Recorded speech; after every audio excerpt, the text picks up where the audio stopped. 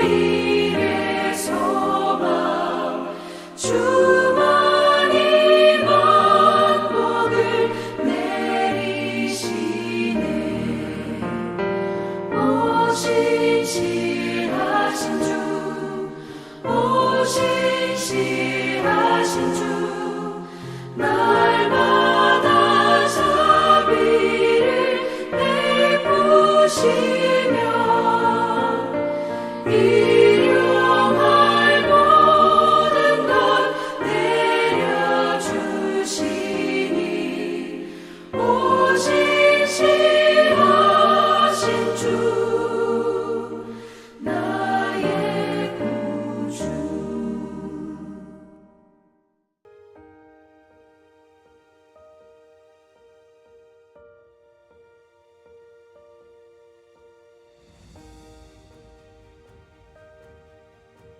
그런즉 우리가 다시는 서로 비판하지 말고 도리어 부딪힐 것이나 거칠 것을 형제 앞에 두지 아니하도록 주의하라. 내가 주 예수 안에서 알고 확신하노니 무엇이든지 스스로 속된 것이 없으되 다만 속되게 여기는 그 사람에게는 속되니라. 만일 음식으로 말미암아 내 형제가 근심하게 되면 이는 내가 사랑으로 행하지 아니함이라.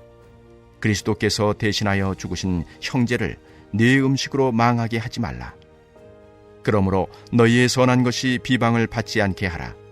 하나님의 나라는 먹는 것과 마시는 것이 아니요 오직 성령 안에 있는 의와 평강과 희락이라.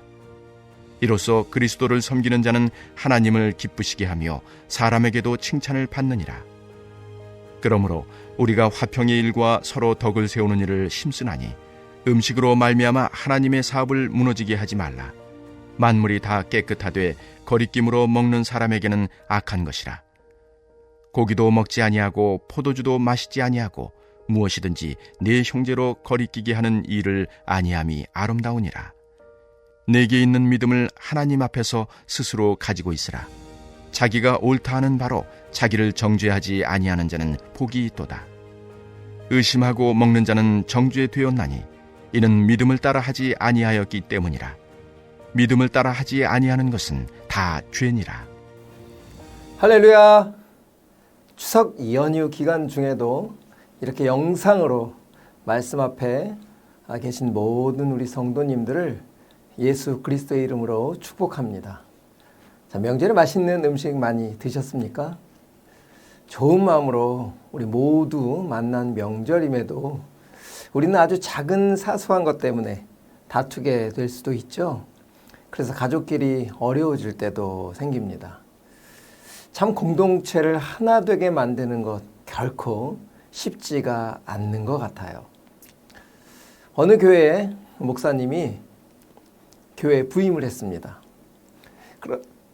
그런데 중직자들이 서로 다투시는 거예요. 그래서 목사님이 질문을 했습니다. 아니 왜 이렇게 서로 다투십니까? 라고 이렇게 질문을 하니까 이 중직분들이 뭐라고 말씀하시냐면, 목사님, 다 교회가 잘 되라고 우리가 이러고 있는 거예요. 이렇게 말하는 것이었습니다. 그래서 이 목사님이 주일에 기도 때 이렇게 기도를 했다고 하네요. 하나님 아버지, 교회가 잘 안 되게 해 주옵소서. 차라리 교회가 안 되고 다투지 않도록 하여 주옵소서. 이렇게 기도를 했다고 해요. 우리가 본문 읽고 있는 이 로마서 14장에는 로마교회 안에 유대인과 이방인이 함께 모여 있잖아요. 그러니까 신앙생활 하는 속에서 각자의 기준이 서로 다르니까 참 많이 부딪히는 일들이 생기게 됩니다. 우리가 어제 들었던 것처럼 제사상에 올려진 음식을 먹어야 되느냐, 먹지 말아야 되느냐, 또 지금까지 지켜왔던 유대의 절기를 특별한 날로 해서 지켜야 되느냐, 지키지 말아야 되느냐, 이제는 그럴 필요 없다.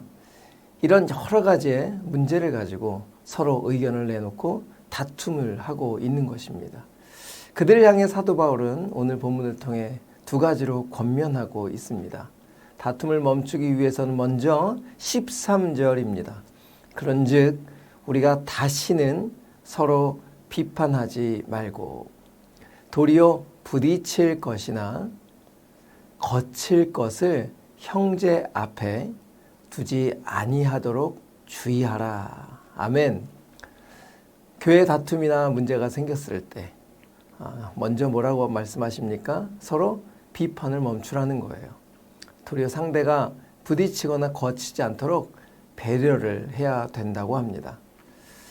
여러분, 마귀는 어떤 문제가 생기면 자신이 아닌 상대방을 보게 합니다.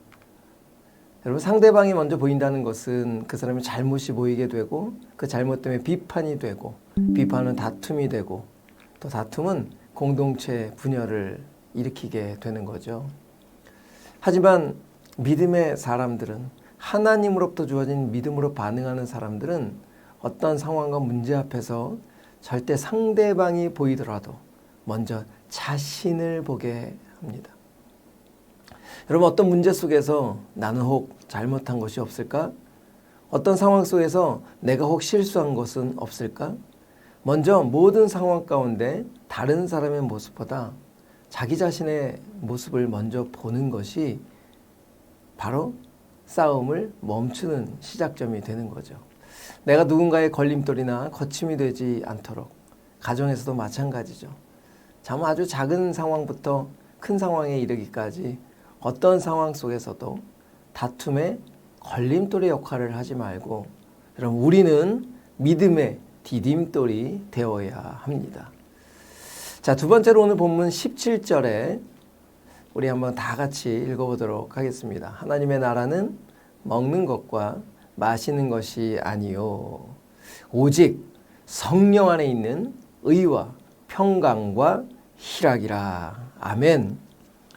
두 번째로 어떤 상황과 문제 속에서 우리의 삶이 먹고 마시는 비본질적에 반응하지 말라라고 하는 것입니다. 본질적인 성령의 다스림에 우리가 먼저 마음을 둘 때 다툼이 멈춘다. 여러분, 우리는 이 땅에 발을 딛고 살고 있지만 우리의 본질은 하나님의 나라, 하나님의 의의 백성이기 때문이죠. 우리는 그래서 세상 사람들과 달라야 하는 것입니다. 그래서 가족들 앞에서도 믿는 자의 모습은 비본질적인 것에 우선순위를 두지 않고 먼저 본질적인 하나님의 나라의 백성이게 성령의 평안의 다스림에 우리가 순응해야 한다라고 하는 거예요. 그럴 때 여러분, 그곳은 성령의 은혜, 희락, 기쁨이 생기게 되는 거죠. 여러분, 오래된 경언이 하나 있어요. 4세기 신학자 어거스틴이 말한 본질에는 일치를, 비본질에는 관용을, 모든 일에는 사랑으로 이렇게 해야 할 때 다툼이 끝난다라고 하는 거예요.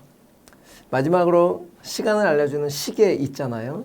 그 시계 안에는 세 사람이 살고 있습니다.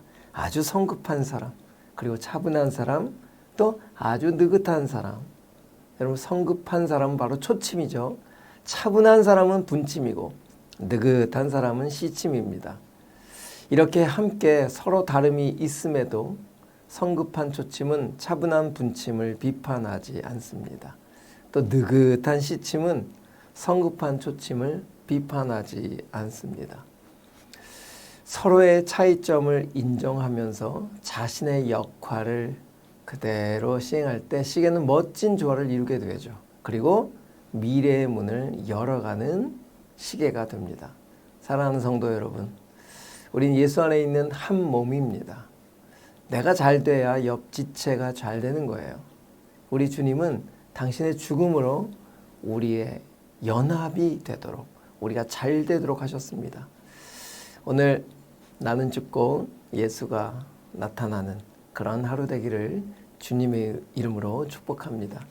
오늘 이 아침에 이렇게 기도했으면 좋겠습니다. 어떤 문제가 있다면 그 문제의 원인을 밝혀내기보다 그 문제를 통해 나를 돌아보고 그곳에서 성령이 다스리시는 말씀이 무엇인지를 깨닫게 하여 주옵소서. 그리고 어떤 상황 속에서도 비본질을 찾아가는 것이 아니라 본질적인 나는 죽고 우리 가족이 사는 결단이 있기를 기도하며 나가겠습니다.